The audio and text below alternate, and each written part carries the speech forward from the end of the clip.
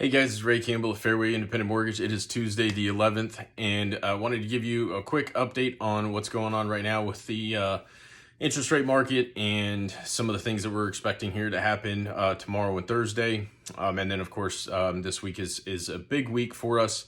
So, last week at the end of the week, we had a big jump up in interest rates. There's basically the jobs numbers had come out, and that caused some issues and concerns, and that caused interest rates to go up, right? So we saw them jump up some, high sevens into the low eights.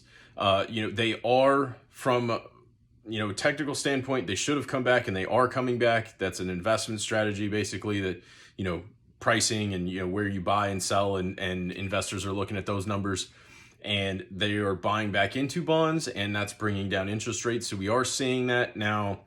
Always keep in mind, when interest rates jump up dramatically, they move really high, it takes a little while for that to come back. So even though the bond pricing does get better for us, interest rates don't necessarily get better as fast, right? So they may jump up 0.5% or 0.75% in a matter of 2 or 3 days.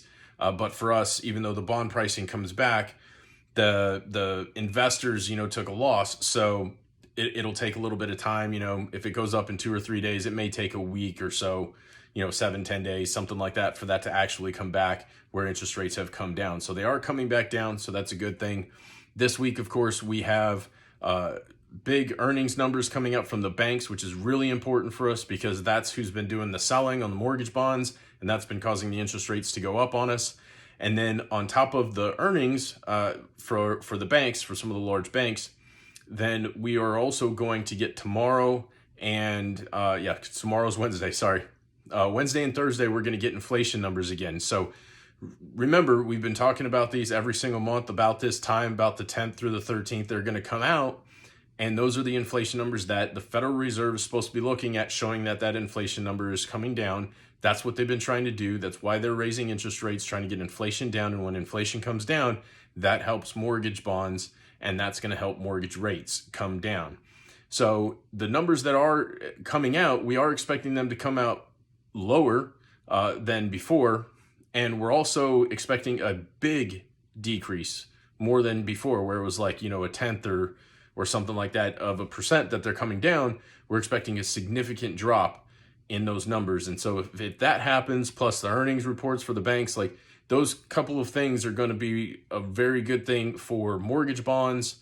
That will help us and help our interest rates get better. So it's going to be a big week. We could see a lot of movement one direction or the other. Remember, anytime we have, big news like that, we can have extreme movement from one direction to the other. And whenever that happens, sometimes the next day or a day or two after, it goes the other way and it moves around. So nothing moves in a straight line. We're not going to go, straight down into the, lower interest rates. It's going to come down and then go back up and come down. So the trend is going to be coming down. We had the little hiccup with the jobs numbers, which surprised everybody. And then, of course, the day after we got the big number, then the other number missed expectations. So there's just some mixed information. And this week will be, kind of the same thing, where we're just watching reports. So if you need anything this week, give us a call. We'd be happy to help you. Hope you have a great, productive week. We'll talk to you soon. Bye.